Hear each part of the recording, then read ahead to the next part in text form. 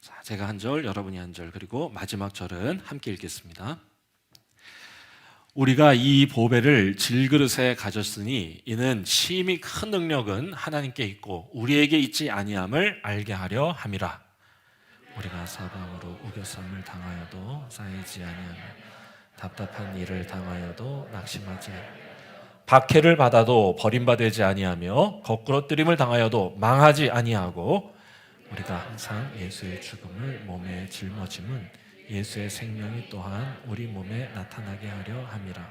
우리 살아있는 자가 항상 예수를 위하여 죽음에 넘겨짐은 예수의 생명이 또한 우리 죽을 육체에 나타나게 하려 함이라. 그런즉 사망은 우리 안에서 역사하고 생명은 너희 안에서 역사하느니라. 기록된 바 내가 믿었으므로 말하였다 한 것 같이 우리가 같은 믿음의 마음을 가졌으니 우리도 믿었으므로 또한 말하노라.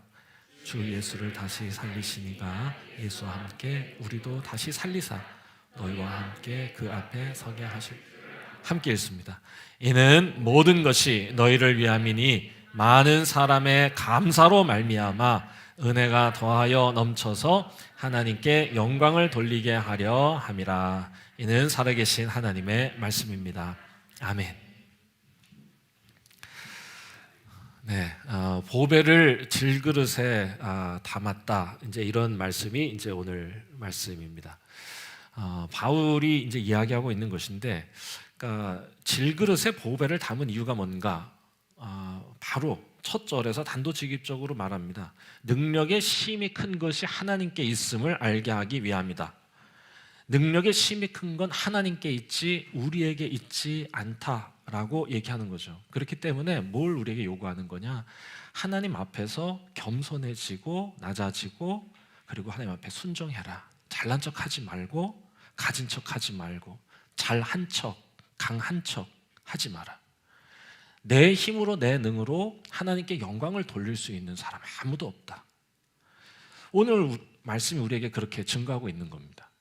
그러니까 잘나야 또 돈이 좀 있어야 똑똑해야 힘이 있어야 영광 돌리는 게 아니다.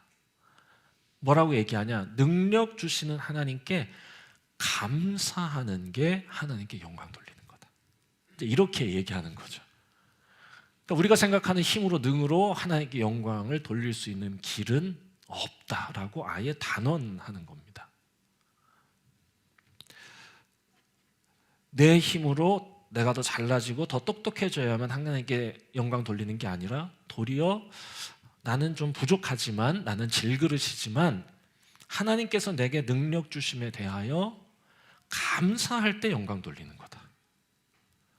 자기가 보석함인 줄 알면 감사가 없습니다. 내가 질그릇인 줄 알아야 감사하지. 내가 보석함인 줄 알면 감사가 없어요. 오늘 말씀 마지막에 감사함으로 하나님께 영광을 돌리게 하려 합니다. 그러니까 보배를 질그릇에 담은 이유는 감사하게 하기 위함이다 이거죠. 내가 질그릇임을 알게 하시고 그런 질그릇인 나에게 은혜 주시고 능력 주시고 힘 주시고 진리 더하여 주신 것 감사함으로. 이 시대는 힘이 지배하고 있습니다.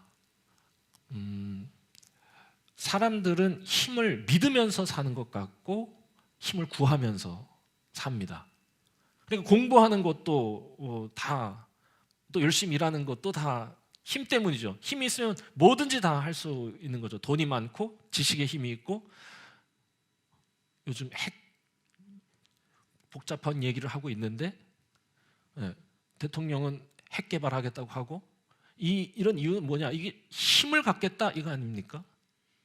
그러면 강하다고 생각하는 거죠. 그래서 사람들은 마음을 다하고 뜻을 다하고 정성을 다하여 여호와 하나님을 섬기지 않고 힘을 찾아 나서는 겁니다. 온갖 걸 다 다해서 공부하는 것도 힘을 위해서, 돈 버는 것도 힘 위해서. 그래서 돈이 있으면 힘이 있으면 성공했다 하고 힘이 없으면 실패한 인생이라고 질책합니다. 우린 그런 시대에 살고 있는 거죠. 그런데 오늘 우리가 읽은 이 바울의 고백을 들어보면 바울은 정반대 얘기를 하고 있는 겁니다. 이게 고린도후서 전체를 통해서 얘기하고 있는 하나님의 교훈이거든요. 그게 뭐냐? 고린도후서 12장 10절에 이렇게 얘기하는데 내가 약할 그때에 곧 강함이니라. 이게 고린도후서 전체를 얘기하는 거고 오늘 우리가 읽은 말씀도 그렇죠. 보배를 질그릇에 담은 것은, 그러니까 내가 그리스도를 위해서 약한 것과 능욕받은 것과 궁핍과 핍박과 곤란을 내가 기뻐한다. 왜냐? 이는 내가 약할 그때의 강함이다. 이러면서 오히려 약함을 자랑하는 거죠. 세상은 강해지라고 협박하는데, 채찍질하는데 성경은 우리에게 하나님 앞에서 약해지라고 다그치는 것 같아요. 하나님 앞에서 약해지라고. 자, 이게 성경의 메시지거든요. 세상은 이렇게 얘기하고 성경은 이렇게 말합니다. 어느 쪽에 귀를 기울이며 사느냐가 우리의 인생의 자리를 결정하는 것 아니겠습니까? 오늘 말씀을 풀어가 보도록 하겠습니다. 좋은 선글라스들을 다 하나씩 갖고 계실 겁니다. 저희 집사람도 제가 1개 정도 사준 기억이 있고 어디서 구했는지 한 서너 개를 갖고 있어요. 여기저기서 내가 안 사준다는 걸 알고 안타까이 여긴 누나가, 그러니까 처형이죠. 처형이 많이 주시고 또 심지어 친구가 주기도 하고. 근데 그러면서 제가 옆에서 이렇게 가만히 지켜보는데 최근에 아주 좋은 선글라스를 가지고 왔어요. 이건 브랜드가 벌써 야, 보니까 좋은 선글라스의 특징이 뭐죠? 비쌉니다. 비싸지, 당연히 비싸지. 비싸고 또 가볍다. 역시 좋습니다. 저도 가벼운 안경 끼고 있습니다. 좋은 거예요 이거. 또 있어. 또 안경 집이 다릅니다. 이 사람들 잘 모르는구만. 좋은 선글라스는요, 좋은 집을 갖고 있어요. 집부터가 달라. 그냥 뭐 10만 원짜리 안경집 그거 그렇잖아. 최근에 받아온 친구가 준 그 집은요, 작품입니다. 화장품을 파시는 우리 임경훈 집사님도 똑같은 얘기를 해주셨어요. 지난주에. 좋은 화장품은 뭐가 다르냐? 케이스가 다르답니다. 케이스가 다른데 3,000원짜리 화장품을 3만 원짜리 케이스에 담아서 30만 원에 파는 거랍니다. 야, 맞아. 진짜 좋은 화장품은요, 코딱지만큼 들어있는데 케이스는 이만해. 막 도자기 막 이런 거. 안에 좋은 게 있다는 걸 케이스로 얘기하는 거죠. 보석도 그렇지 않습니까? 보석은요, 그 가치에 따라서 보석함의 재질이 달라집니다. 처음 연애를 하고 커플링을 이제 맞출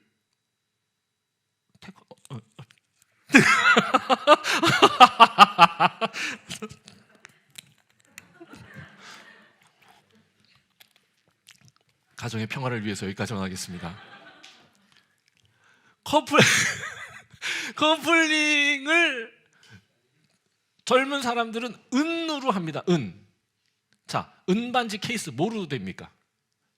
플라스틱 합니다. 경화 플라스틱 이런 거 만듭니다. 그런데 좋은 예물 반지, 다이아가 그래도 좀 박혀 있다. 뭐가 들어가죠? 벌써 케이스가 달라. 자, 여기에는 귀한 보석이 담겨 있다라는 거를 온 몸으로 표현하는 거죠. 단단한 재질, 크롬으로 도금하고 막 장식하고. 여기에는 보석이 담길만 하다. 자, 그런데 오늘 우리가 읽은 첫 말씀부터 우리의 이 기본적인 상식을 아주 괴롭게 만듭니다. 그 보배가 질그릇에 담겼다, 이렇게 말하는 거죠. 어울리지 않는 조합이죠. 매치가 좋진 않습니다. 보석이 불쌍해 보이고요, 주인 잘못 만난 것 같고요, 하나님이 실수하신 것 같다라는 생각도 하고요. 때로는 이런 생각, 아니야, 하나님은 실수하시는 분이 아닌데 아마도 하나님이 보석함을 찾다가, 하나님은 보석함을 찾으셨어, 분명. 그랬는데 찾다가 너무 급한 나머지 질그릇밖에 없어서 질그릇에 보배를 담아주신 것이다. 질그릇 자격은 없는데 어쩌다 담아주신 거니까 만약에 보배를 담은 놈이라면 감사해라 라는 말씀으로 이 말씀을 이해할 수도 있다, 그거죠. 언뜻 그렇게 들리기도 합니다. 보배가 질그릇에 담겼다. 어쩌다, 어울리지 않지만 그게 너희다. 그러니까 감사해라. 여러분, 그런데 성경 그렇게 말하지 않아요. 이게 핵심입니다.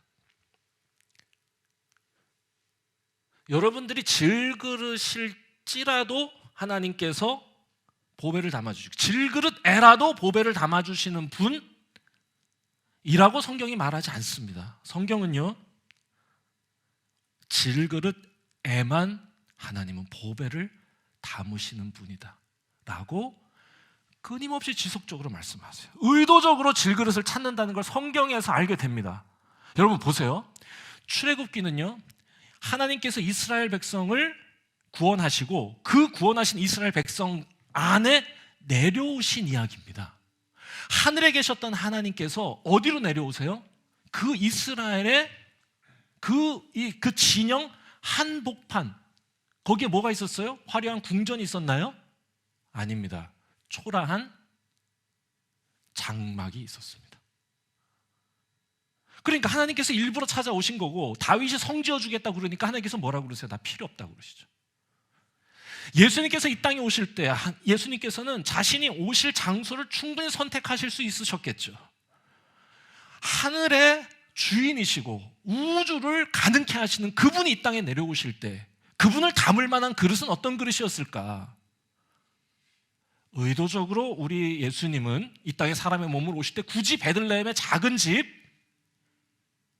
소박한 말구유에 눕기를 원하셨던 거고, 성령님께서 사람들을 찾아오실 때도 마찬가지 아닙니까? 저와 여러분들이 보석감 같아서 찾아오셨겠습니까? 그렇지 않습니다. 질그릇 같아 성령님께서 찾아오신 것입니다. 하나님은 궁전에 있는 모세가 아니라 광야에 있는 모세에게 찾아가셨습니다. 궁전에서 하나님의 말씀을 전하던 하나냐라는 선지자가 아니라 광야에서 핍박받으며 말씀 전하던 예레미야를 찾아가신 겁니다. 베드로는 머리가 나빴고, 요한은 성질이 더러웠고, 도마는 의심이 많았고, 바울은 건강이 안 좋았습니다. 그러니까 의도적으로 약한 사람, 모자란 사람, 부족한 사람을 찾으시고 그리고 그를 통해 일하신다. 이게 하나님의 일하시는 방식이고 인재 등용의 원칙이라고 끊임없이 말씀하시는 거예요. 세상은 강한 사람을 원하지만 하나님은 약한 자를 찾으신다. 세상은 성공을 말하지만 하나님은 우리가 겸손하라고, 겸손에 성공하라고 얘기한다. 세상은 힘을 가지라고 겁주지만 하나님은 우리에게 약함을 자랑하라고 말씀하신다. 여러분, 하나님은 이 시대에도 저는 질그릇을 찾고 계신다. 사용하실, 믿습니다. 자신의 약함을 알고 하나님을 의지하는 사람 찾는 겁니다. 내 자신이 질그릇임을 알고 하나님께 은혜를 구하고 하나님께 두 손 들고 나오는 사람을 하나님 기뻐하신다, 그거죠. 여러분, 왜 그럴까? 오늘 말씀의 7절에 보니까, 7절 너무 중요한 말씀이니까 한 번 더 읽어볼까요? 네, 말씀 띄워주시면 같이 읽도록 하겠습니다. 바로 읽겠습니다. 자, 시작. 우리가 이 보배를 질그릇에 가졌으니 이는 심히 큰 능력은 하나님께 있고 우리에게 있지 아니함을 알게 하려 함이라. 그렇습니다. 능력의 심이 큰 게 하나님께 있음을 알게 하시려는 거죠. 지극히 큰 일은 우리 힘이 아니라 누구의 힘으로 하는 것이냐? 하나님이 주시는 능력으로 하는 것임을 알게 하기 위함이다. 여러분, 우리 다 약함 때문에 고민이 많습니다. 우리 교회 가만히 이렇게 보면 그렇게 힘 있는 사람이 없어요. 옆에 있는 사람 이렇게 보세요. 웃지 마세요. 네. 맞아요. 약함 때문에 고민 많아요. 내 부족함 때문에, 내 부족한 인격 때문에, 내 부족한 능력 때문에, 실력 때문에. 그런데 진짜 성경을 진지하게 읽어보면 그 약함이 불평의 이유가 아니란 걸 알게 됩니다. 도리어 감사하고 기뻐해야 될 이유가 되는 거죠. 저는 오히려 그래서 하나님께서 우리 사용하실 거다. 하나님께 대해서 신실하고 하나님 앞에서 겸손함을 가지고 내가 두 손 들고 하나님 앞에 나와 하나님의 도우심을 구하면 하나님께서 우리를 사용하실 거다라는 믿음이 있습니다.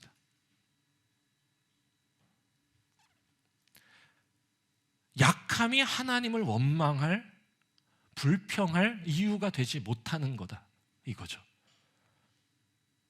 오히려 약해야 힘이 큰 하나님의 능력이 나타날 거고, 약해야 하나님의 그 보배가 담겨질 거니까, 의도적으로 찾으시니까 그런 거죠. 그래서 우리가 예수 그리스도의 은혜를 알게 되면 여러분 나타나는 현상이 있는데, 그게 뭐냐? 질그릇이 된다는 겁니다. 내 자신이 질그릇이란 걸 깨닫고 애통해하기 시작하는 게 은혜 받은 자의 현상입니다. 은혜 받기 전에는 어떻게든 나를 어필하고 좀 어깨를 키우고 가슴에다가 숨을 잔뜩 채워 넣어서 거인이 되려고 애를 쓰던 인간이 보석함인 것처럼 꾸미는 거죠. 여러분,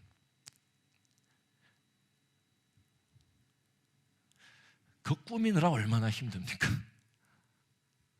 자기가 그렇게 강하다고 생각하는 사람들 실은 다 착각이잖아요. 강한 척 하느라 힘든 거잖아, 그게. 실은 우리 다 약하거든요. 가만 둘러보면 우리 인생 다 힘들고 다 눈물 납니다. 견디고 있고 힘쓰고 있는 거예요. 그런데 은혜 받으면 그렇게 들어갔던 숨이 다 빠지고 주님 앞에 애통하면서 내가 질그릇이라고 고백하기 시작하는 거죠. 처음에 베드로가 예수님 만났을 때도 나는 죄인입니다, 나를 떠나소서, 이렇게 얘기하지 않습니까? 내 부족함을 발견하고 담을 수 없다, 그거예요. 여러분들 그 말 듣고 예수님이 그냥 떠나셨나요? 아니야. 오히려 내가 너의 그 모습을 사용하노라고 더 강하게 붙들어 주셨어요. 됐다고 그러면서. 우리 다 약한 사람이에요. 강하다고 강한 척하고 강한 신용하는 사람이 있어요. 바리새인이 혼난 이유가 거기 있습니다. 잘난 척하다가 혼난 거예요. 착각한 거예요. 단지 세상을 보면 내 연약함을 발견하지 못하고 교만한 사람이 있는 거고, 내 부족함을 알고 능력의 힘이 큰 게 하나님께 있음을 알고 겸손한 사람이 있을 뿐입니다. 강한 사람, 약한 사람보단 착각하며 교만한 사람, 깨달아 겸손한 사람이 있다, 그거죠. 여러분, 저는 약함 때문에 고민하는 거, 약함 때문에 아파하는 게 저는 우리가 은혜 받은 자라고 하는 표징이라고 생각합니다. 여러분, 성경이 뭐라고 말하냐? 선줄로 생각한 자 넘어질까 조심하라. 교만은 패망의 선봉이고 거만은 넘어짐의 앞잡이다. 겸손하라는 거예요. 겸손하라고. 누구 앞에서? 하나님 앞에서 겸손해라. 화이트헤드라고 하는 신학자가 있습니다. 알프레드 노스 화이트헤드라고 하는 아주 유명한 신학자인데요, 20세기의 최고의 석학 중에 한 명입니다. 이분은 본래 수학자고 과학자였고요, 굉장히 잘났고요, 인격도 훌륭했던 것 같고 가진 게 너무 많았어요. 캠브리지가 나온 최고의 석학 중에 하나입니다. 아버님 목사님이셨어요. 그런데 학교 캠브리지에서 이제 같이 연구하고 박사하고 거기서 이제 교수도 하고 이러셨는데, 그때 같이 친구를 사귀었는데 친구를 누굴 사귀었냐? 버틀런트 러셀이라고 하는, 한번 들어보셨죠? 20세기 최고의 철학자 중에 하나입니다. 버틀런트 러셀이 옆에 친구야. 그런데 이 사람 제일 유명한 무신론자입니다. 요즘에 이제 리처드 도킨스라고 하는 사람이 유명하죠. 그런데 그 바로 전이 이 버틀런트 러셀이야. 둘이 친하게 지내면서 옮아가지고 이 화이트헤드 형님도 하나님을 무시하면서 이제 살았어요. 그래서 나타난 현상이 뭐냐? 내가 강한 줄로 착각했고 내가 만점짜리 인생이라고 생각했던 겁니다. 그래서 어느 날 이 화이트헤드 이 아저씨가 차를 타고 가다가 길에서 무거운 짐을 막 힘들게 들고 가는 아주머니가 있어가지고 그분을 태워줬어요. 막 태워주고 막 이렇게 가니까 그 아줌마가 너무 고맙다고 그러면서 아줌마가 이렇게 얘기했답니다. 이렇게 그냥 길에 지나가는 모르는 사람도 차에 이렇게 태워주시고 도와주시는 걸 보면 선생님 예수 믿으시나 봐요. 그랬더니 이 화이트헤드가 잘 걸렸다는 듯이 그 아주머니에게 이제 이렇게 얘기했답니다. 에이, 아니에요. 예수 안 믿어도 좋은 철학 갖고 있으면 이렇게 살 수 있어요. 그러면서 자기가 가지고 있는 온갖 지식을 다 총동원해서 아주 쉽게, 왜 많이 아는 사람은 엄청 쉽게 얘기합니다. 엄청 쉽게 자신의 인생, 어떻게 이렇게 고결한 인생을 살 수 있는지에 대해서 막 설명을 해줬대. 한참을 설명했는데 이 아주머니가 그걸 한참 이렇게 듣더니 참 이해가 안 된다는 표정을 지으면서, 그 멋진 얘기를 들었는데 이해가 안 된다는 표정을 지으면서 이렇게 말했다는 겁니다. 머리도 흰 걸 보니 나이도 지긋한 것 같은데 어쩌자고 예수 안 믿으세요? 한 대 맞은 거지. 그래서 대충 얼버무리고 그분 내려드리고 집에 왔는데, 야, 이게 일단 머리가 희끗희끗했나 봐요. 벌써 이름 자체가 화이트헤드 아닙니까? 그런데 이게 풀네임이 아까 말한 알프레드 노 화이트헤드야. 노씨야 이 사람. 그리고 이제 화이트헤드 백두, 제가 그래서 한글 이름 줘줬어요. 노백두. 우리 백두 형이 아주머니 이 한마디를 듣고는 계속 머릿속에 이게 메아리가 치는 겁니다. 야, 나이도 지긋한 양반이 뭐 믿고 예수합니다. 나이도 지긋한 놈이 뭐 믿고 예수합니다. 아, 이게 계속 날 불편하게 하네. 그래서 이 백두 형이 교회 나갔대요. 다시. 아, 교회 나가야겠다. 그래서 교회를 딱 나갔는데 너무 유명해, 이 사람. 장난 아니야. 너무 유명해. 너무 유명하니까 교회에 딱 들어가자마자 담임 목사님이 알아본 겁니다. 저 양반이 우리 교회에 왔어? 그래가지고 준비했던 설교문을 덮고 자기가 알고 있는 모든 철학적 지식을 총동원해서 가장 멋진 말로 설교를 했대요. 그때 설교 딱 하고 딱 끝났어. 해치웠다 이랬는데 그 다음 주에 또 왔네. 또 열심히 최선을 다해서 모든 진짜 멋진 말들을 다 동원해가지고 딱. 그런데 또 왔어. 세 번째 주까지 오니까 이 목사님이 스스로 생각한 거지. 내 설교가 마음에 드나 보다, 저 양반이. 세 번째 주에도 똑같이 더 온 힘을 다해서 진짜 전심을 다해서 멋지게 설교를 딱 했더니 우리 노백두 형이 더 이상 못 참고 담임 목사님께 찾아가서 이렇게 말했답니다. 목사님, 저 철학적인 얘기 들으려고 교회 나온 거 아닙니다. 저에게 예수님 좀 알려주십시오. 이렇게 얘기했다는 거예요. 그리고는요, 예수님 알기 원했고 예수님을 알게 되고 예수님을 만났어요. 무슨 변화가 있었을까? 질그릇이 되는 겁니다. 강한 척하고 잘난 척하고 제 힘으로 재능으로 인생을, 세상을 바꿀 수 있다고 소리치던 사람이 내 힘으로 내 능으로가 아니라 그분의 은혜로, 그분의 도우심으로, 그분의 역사로, 그분의 섭리로 세상과 인생은 이어져 간다는 걸 깨닫고 이분이 그때 회심하고 변화돼서 남은 여생 하버드 대학에서 신학을 가르치면서 자신이 평생을 공부했던 모든 지식을 총동원해서 무엇을 말하기 시작하느냐? 하나님의 힘이 큰 능력을 증명하는 과정신학을 시작하는 겁니다. 이게 20세기에 가장 유명한 많은 신학자들이 공부하고 있는 과정신학의 출발점이 된 겁니다. 여러분, 하나님 앞에서 약함을 인정하는 게 은혜고 그 순간에 변화가 시작된다고 하는 사실 기억해야 됩니다. 하나님 앞에서 강한 척하지 말고 약한 것 인정해야 된다, 이거예요. 주의 손으로 저를 붙들어 주시옵소서. 저에게 은혜를 베풀어 주십시오. 여러분, 야곱이 언제 하나님 만나고 언제 하나님께 축복을 받았는가? 여러분, 가장 부유했을 때입니까? 아니에요. 모든 것 다 내어주고 혼자 됐을 때, 그 야복 강가에서 가장 약해졌을 때, 질그릇과 같을 때, 살 소망 다 끊어지고 하나님의 은혜 없이 살 수 없다고 외칠 때 하나님께서 그를 축복하시고 이스라엘이라는 새 이름을 주시고 변화시켜 주신 겁니다. 다윗의 시편은 또 어떻습니까? 다윗의 시편은 다윗이 궁정에 있을 때가 아니라 광야에서 돌베개 베고 잘 때 기록된 겁니다. 오히려 그가 세상적으로 성공해서 궁전에 들어갔을 때 시편의 기록은 중단됐어요. 광야에서 쫓겨다닐 때 오히려 그에게 훨씬 더 큰 하나님의 은혜와 능력이 나타난 거다. 여러분, 은혜 받은 자는요, 자신이 질그릇임을 발견하고 인정하고 고백합니다. 저는 우리 배화교회 모든 성도들이 우리 모두가 하나님 앞에서 질그릇임을, 하나님 앞에서 겸손한 마음과 태도를 잊지 않고 살아가는 은혜의 종들이 되기를 바랍니다. 그 보배가 뭐냐? 우리 안에 예수 그리스도가 계신다. 내가 그 보배와 같은 진리를, 하나님의 사랑을 내 안에 품었다 라고 고백하는 거예요. 질그릇과 같은 나에게, 부족한 나에게, 연약한 나에게 그 예수 그리스도께서 오셨다. 우리가 은혜를 받아 내가 질그릇임을 깨달을 때 비로소 주님은 우리 마음의 문을 열고 들어오시는 거예요. 겸손한 자의 마음에 문을 열고 들어오시는 거예요. 그리고 그 은혜를 받은 사람들의 고백이 다 한 가지입니다. 오늘 바울이 얘기하는 것도 꼭 그거예요. 이제는 내가 안다는 겁니다.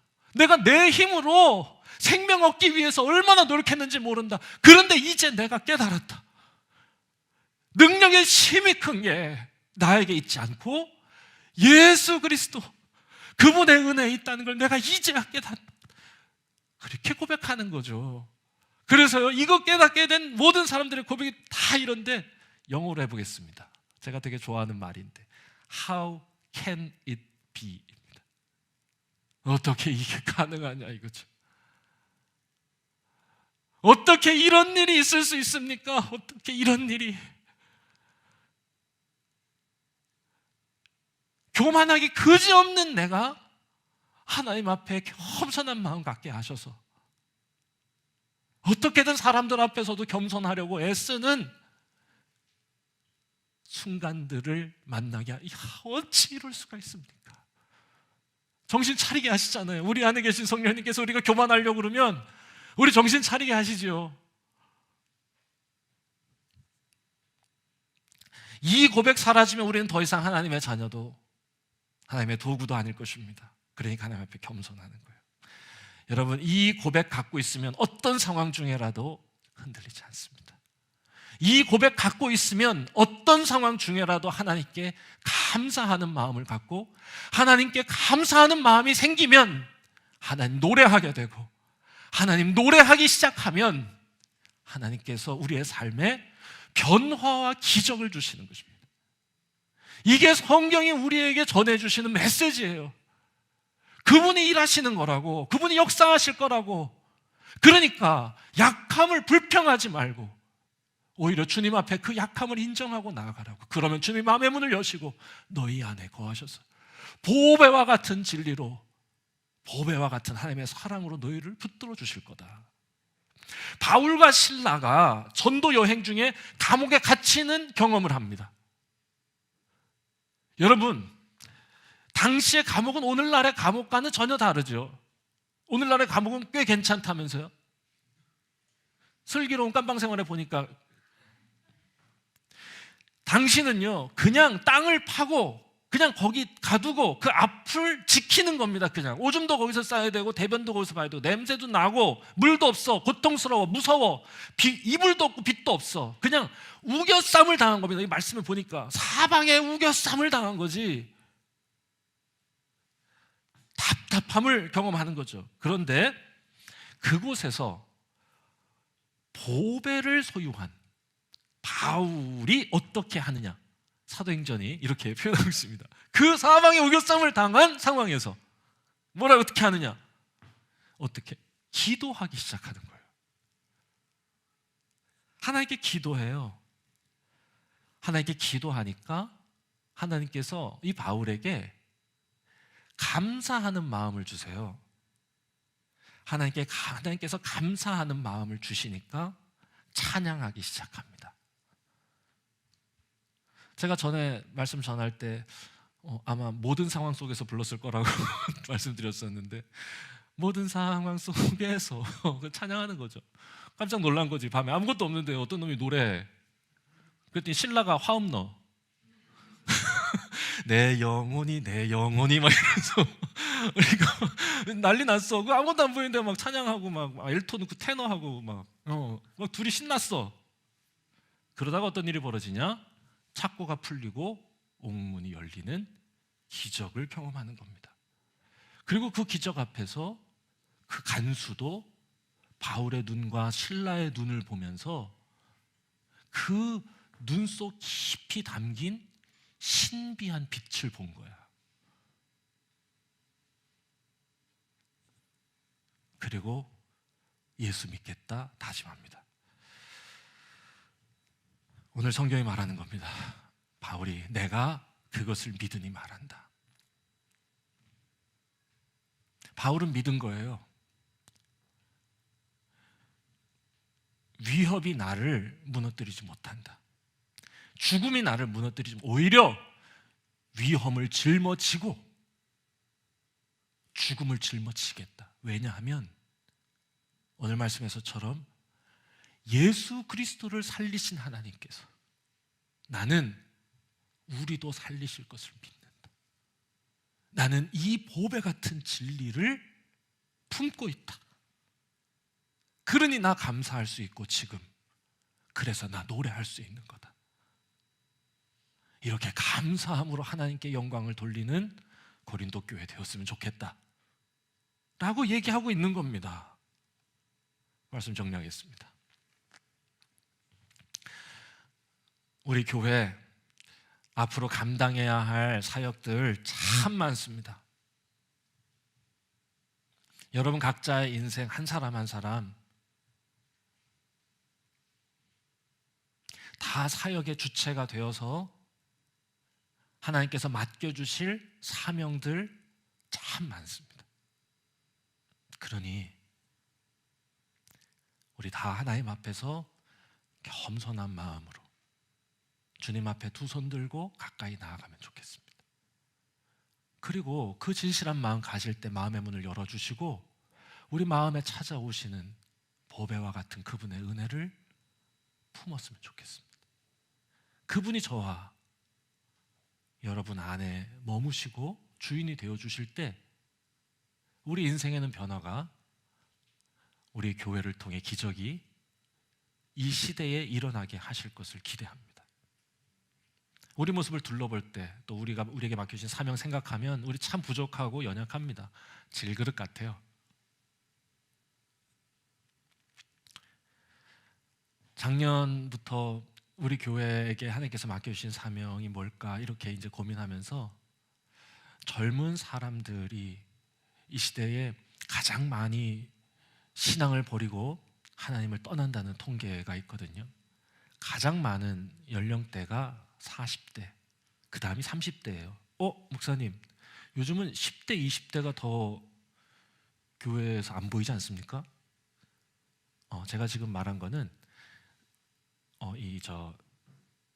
감소율이야. 감소율이 40대가 1등, 30대가 2등이라는 뜻이에요. 그러면 10대, 20대는 괜찮나요? 이미 다 나갔어요. 없어. 이게 없어. 11% 남았습니다. 저는 우리 교회가 부디 우리에게 허락하시는 그릇의 크기만큼 젊은 사람들이 즐겁고 따뜻하게 깊이 있게 경건하게 하나님의 임재를 경험하고 주의 말씀 앞에서 삶의 전환을 이루도록 돕는 공동체가 되기를 소망합니다. 우리가 겸손할 때 우리 힘으로 우리 능으로 우리가 가진 무언가로 감당하려 하지 않고 주님께 두 손 들고 그 은혜를 구할 때 질그릇 같은 우리를 통하여서 하나님은 기적을 만드실 것이라 또한 기대합니다.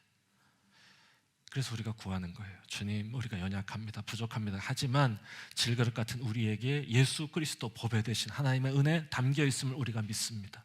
우리가 그 진리 붙들고 그 말씀 의지하고 나아갑니다. 주여, 우리를 사용하여 주시고 우리를 통해 영광 받아 주옵소서. 같이 찬양하고 기도하겠습니다.